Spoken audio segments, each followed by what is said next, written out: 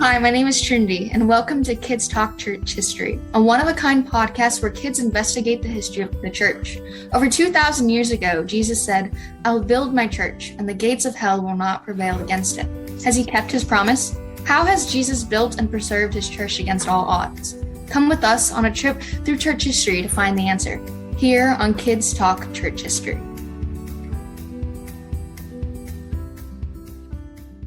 The inscription on the grave of John Owen called him a traveler on earth who grasped God like one in heaven.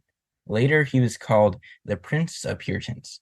How did he get these high praises, and how did he navigate one of the most tumultuous times in British history, when hundreds of others were forced to leave the country? To discover this and more in this episode of Kids Talk Church History. I'm Christian, I'm 15, and I live in Charleston, South Carolina. I'm Grace, I'm 12, and I live in Raleigh, North Carolina. My name is Hannah, I'm 12, and I live in Snowville, Georgia. So you mentioned he lived in tumultuous times. What happened during his life? Yeah, so first of all, there was the English Civil War or wars. I don't think many American kids know a lot about these wars. We know about the American Civil War that happened much later with the North against the South, but the English Civil Wars were so radical that they ended up with the king being arrested, accused, and even executed. Wow, that would be radical even today, but then most people believe that kings are appointed by God. Yeah, I know. It was very shocking. And then there was a republic that didn't last, led by Oliver Cromwell. I've read about Cromwell. Yeah, Owen actually went with Cromwell as a chaplain to fight against the Irish. He got sick, so he didn't see much of the worst battles where thousands of people, including civilians, were killed. That's why the Irish don't like Cromwell. Yeah, that's probably the reason why. But Owen realized that Ireland didn't need war. It needed the gospel. Speaking in front of Parliament, he said, "How is it that Jesus Christ is in Ireland only as a lion, staining all his clothes with the blood of his enemies? And there's no one to show that he is a lamb sprinkled with his own blood for his friends." Wow, he really had a pastor's heart.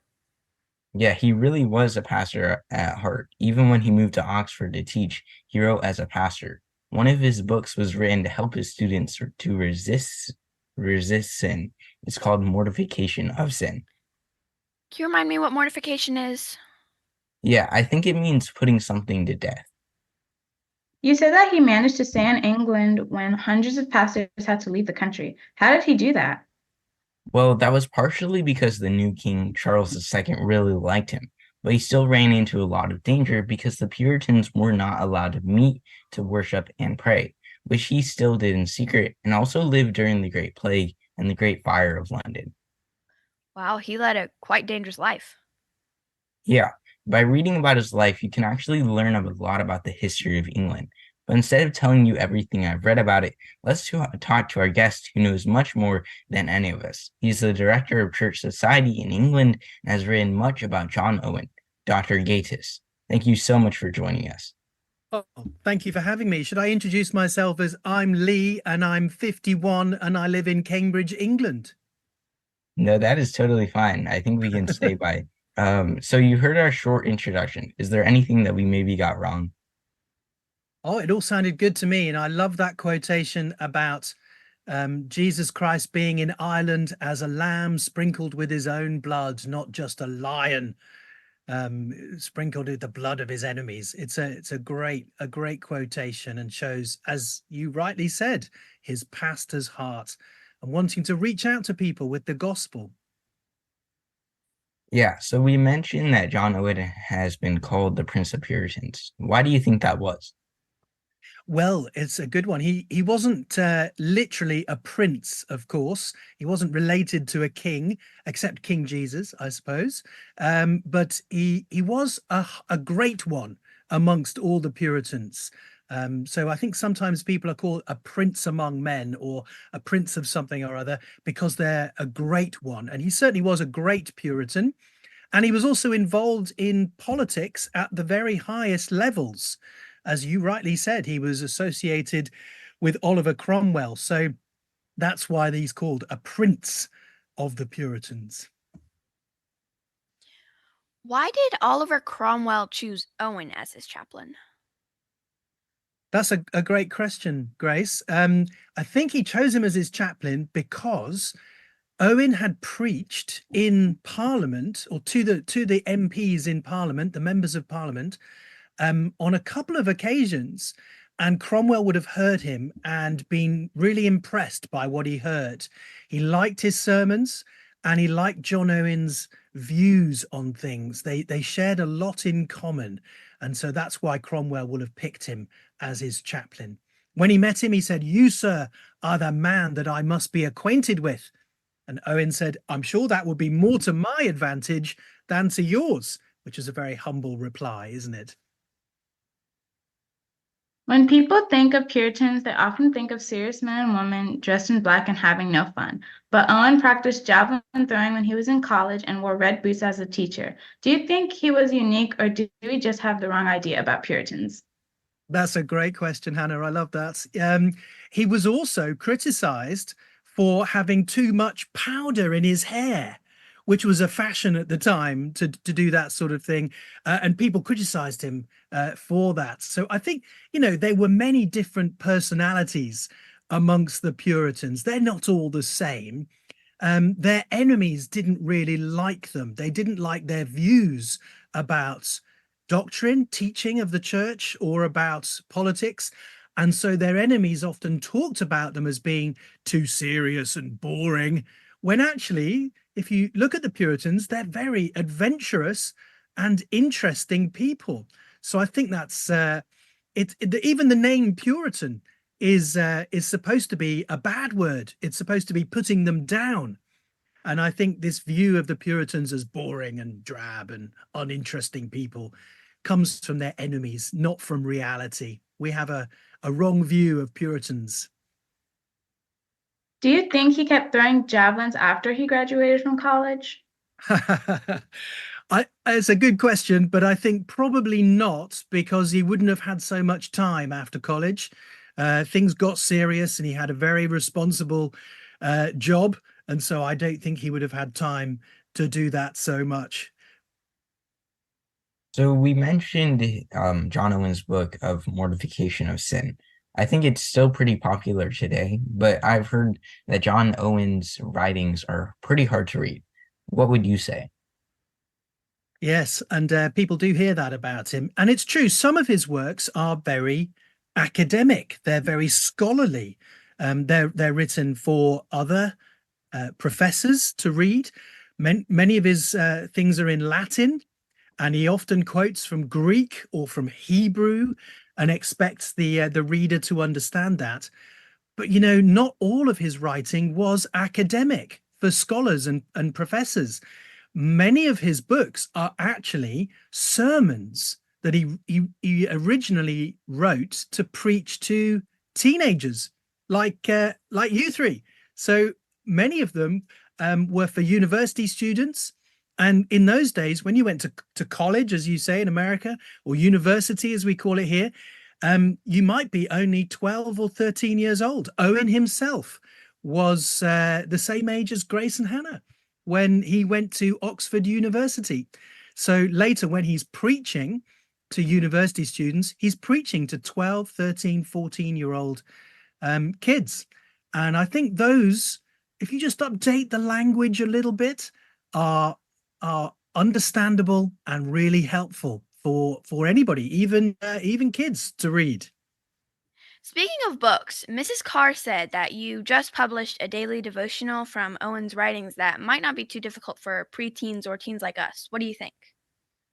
Yes, I have. I have it right here in my hand. John Owen Daily Readings, published by Christian Focus. They've done a lovely job on making it look nice. It feels like a lovely sort of leathery book in your hands. What I've done in this is I've just got little bits of Owen, little chunks of Owen. So it's only a page per day throughout the year. I've updated the language a little bit for people who are not familiar with 17th century writing. So yes, I think it is understandable for teens, definitely. And I've actually sprinkled throughout the book the story of Owen's life. So at the beginning of each month in the book, there's one page telling you what's going on in his life at this stage, because the book is arranged in chronological order, in time order. So yeah, I think that would be understandable for adults, certainly. But yeah, definitely, I think you three would definitely be able to follow along and understand what he was saying. So we talked about this a little bit earlier about how on Owen's grave they called him a traveler on earth who grasped God like one in heaven. Do you think that you can see this in the writings that he did? Oh, certainly. That's a great phrase, isn't it? A traveler on earth who grasped God like one in heaven. I think what that is trying to say first is that he had a really clear understanding about God. So he saw God really clearly through the scriptures and understood God and wanted other people to know God. And that's very much what he was about. That's his heartbeat. He also talked a lot about wanting to see Jesus and to rest with him. Owen's life was quite hard after the restoration of the monarchy, after Oliver Cromwell's time in charge of this short-lived republic. We had the monarchy back, we had a king again, and that times were hard for Owen because he'd been very much associated with the republic. And so when things were hard, it made him think about what was really important. And that's why he talked a lot about seeing Jesus, wanting to be with him, to rest with him from all the difficulties and trials that he was facing in his life. So that often comes out in a lot of things that he writes, often in his sermons, particularly, you would find that. I read that Owen had 11 children, but most of them died young. How do you think that affected his life and writings? That's a really good question, because I imagine if that happened to anybody, any of us today, we would talk about it a lot. And if you were a writer, you might put lots of things in your books about these terrible traumas and the very sad, tragic events of your life. But actually, in Owen's day, that wasn't really the thing to do. I think it wasn't really for another century or two after what we call the Enlightenment, that people and the Romantic movement, that people started being more interested in talking about their inward feelings like that. And so Owen doesn't really talk about the loss of his wife or his 11 children who all died young in his work. It's not really there openly. But I think we can see some of that in what I've just mentioned, that is why he wanted to be with Jesus and talked about seeing Christ and knowing him, because he wanted to be reunited in heaven with his wife and with his children. I read that he wrote 2 catechisms, one for adults and one for children. I've also heard that many pastors did that after the Reformation. When do you think they stopped doing that and just used the Westminster Catechism or the Heidelberg Catechism that we use today? That's a really good question. Well, once those great catechisms like the Westminster Shorter Catechism and the Heidelberg Catechism, once they came out, people found it much easier to just use those rather than writing their own, which lots of pastors did. Owen wasn't the only pastor who wrote his own catechisms. And so I think once these more authoritative churchly catechisms had been written by famous people, by whole churches, then I think it was easier to use the ones that had already been published and authorized by their denominations. But people still do write catechisms today. The Anglican Church in North America, ACNA, wrote a catechism and published that just recently in the last few years. And there's a really great online catechism called the New City Catechism, which even has lots of great songs included with it by the excellent team at Songs for Saplings, Dana Dirksen and people like that. If you know her excellent children's music, you would enjoy that. So that fashion for writing catechisms is not out of style even today. And I was wondering, do you have a favorite story, or do you have multiple stories about John Owen that are your favorite? I suppose I've got two that I would particularly mention to you. Thanks for just giving me an open question like that, Christian. That's a great one to just tell you my favorite things about him. When he was being watched by government informers, by spies who were secretly going into his church to listen to him preach, he was under suspicion by the government after the restoration of the monarchy. And at one point, they tried to grab him in the streets to arrest him, and he escaped like a bird escaping from a net. But later they went to his house and they raided his house. Can you imagine that? The government raiding your pastor's house. And you'd think, well, that's terrible. They're not going to find anything awful in his house. But you know what? When they raided his house, they found 6 boxes of pistols, of guns in his house. Now, that's not very normal here in England. I don't know about America. Perhaps you have more guns than we do in America. I think that's probably true. But yeah, 6 boxes of pistols is quite a lot of guns if it's just supposed to be for your own personal protection. So what was he up to? That's what I always ask. I wonder what he was up to. And I'd like to ask him that. But another story I would say is his relationship with John Bunyan. Many of you will have heard of John Bunyan, who wrote the great book Pilgrim's Progress. And I certainly remember reading that in school and since. John Owen knew John Bunyan. And one day, John Owen was seeing the king, King Charles II, about something. And the king said to him, Mr. Owen, Dr. Owen, why do you keep hanging around with that fellow John Bunyan? He's just a tinker. He's nothing. You know, why are you so interested in him and being friends with him? And Owen said to him, Your Majesty, I would gladly give up all my learning, all my scholarly achievements in order to preach like Bunyan. It would be wonderful to be like Bunyan. And actually, John Owen was responsible really for introducing John Bunyan to the person who published the Pilgrim's Progress. So it's because of John Owen that we got Pilgrim's Progress in print as a book. John Owen's commentary on Hebrews was published by a man called Nathaniel Ponder. That was his publisher.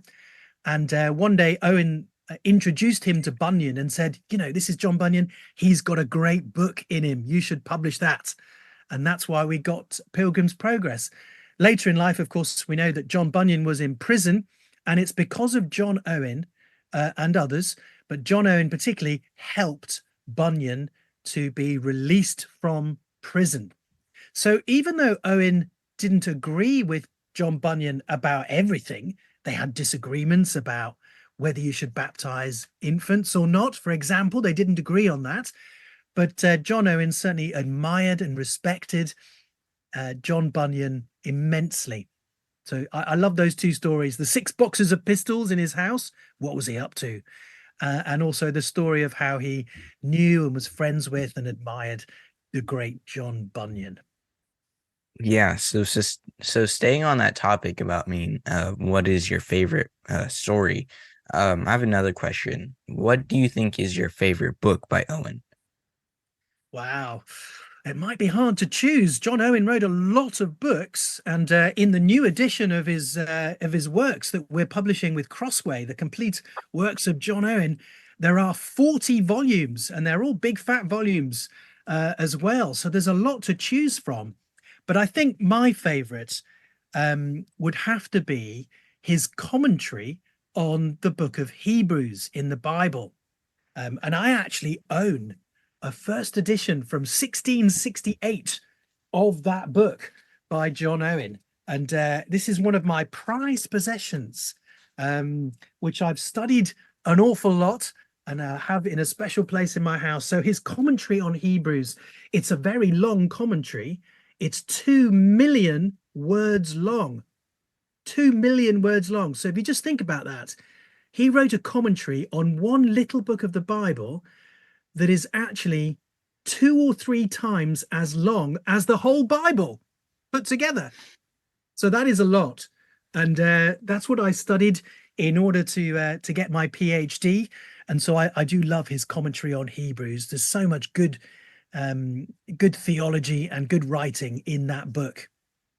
Now we have 2 questions that we like to ask all of our guests. First, how did you become interested in church history? Oh, that's a great question. Yeah. Well, I think I studied history as a student at Oxford when I was 18, 19, 20. But I wasn't really interested in church history in those days. I was more interested in politics and wars and economic history and things like that.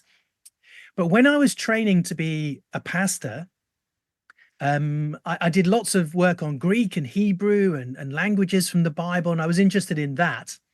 And it wasn't really until after I became a pastor and was a pastor for several years that I really got interested in church history.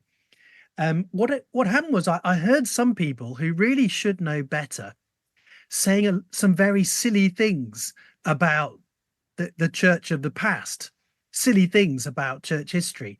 And so I thought, well, that can't be right. I should know more about this. So that's when I really started investigating church history in a really big way. And after a while, I was hooked, Grace. I couldn't give it up. It's such a great thing to do. I found it really useful studying church history for understanding today, for understanding the world around me today, because I understand more about where we've come from, and also for understanding God and for understanding the Bible better, because I often find that people from the past have great insights that I haven't heard today. So that's really how I got interested in church history. It wasn't many years, it was many years into my ministry that I really got hooked on this part of church history. Second, if you could meet anyone from church history, in this case, one of the Puritans, who would it be? I assume it would be John Owen, but anyone else? Oh, I'm sad, Grace, that you made me have to choose from the Puritans, because if I could meet anyone from church history, well, there's so many people, aren't there? I'd like to meet the Apostle Paul, and I'd like to meet some of the other apostles, and maybe John Calvin, but they don't count as Puritans. So who'd I like to meet amongst the Puritans? Well, I think there are 3. One is an archbishop, one is a bishop, and one is a pastor. So I'd like to meet Archbishop James Ussher, who I think also counts as a Puritan in his theology. He was an archbishop in Ireland in the 17th century, a great scholar and a great writer, and I'd love to talk to him about some of the things he wrote about. I'd like to meet Bishop Edward Reynolds, who was a member of the Westminster Assembly that wrote the Westminster Catechisms and so on. But after the restoration of the monarchy, he became a bishop. When many Puritans left the Church of England, he actually became a bishop, not very far from me, over in Norwich in the east of England. So I'd love to talk to him about why he did that and what it was like being a bishop when many of your friends had been thrown out of the church. And finally, there's a pastor called William Gurnall. William Gurnall also remained in the Church of England after the ejection of the Puritans in 1662. He remained in the Church of England when many of his friends were thrown out and left. And he also wrote 3 big fat volumes all about one particular passage in the Bible, about the armor of God in Ephesians chapter 6. You've probably read that passage. Maybe you've even dressed up in the armor of God at Sunday school or something. I know I did when I was a kid. And I'd love to talk to him about that, because I'm also interested in Ephesians, because I'm writing a book about that. So I'd love to talk to him about that and why he stayed in the Church of England for the sake of his church, his flock, so he could look after them and preach to them. Okay. If you could meet John Owen, what would you ask him first? Oh, how am I supposed to choose just one question, Hannah? Well, I have lots of questions for John Owen. If he was still alive, if I was meeting him while he was still alive, if I could go back in a time machine, I think I would talk to him about the Trinity.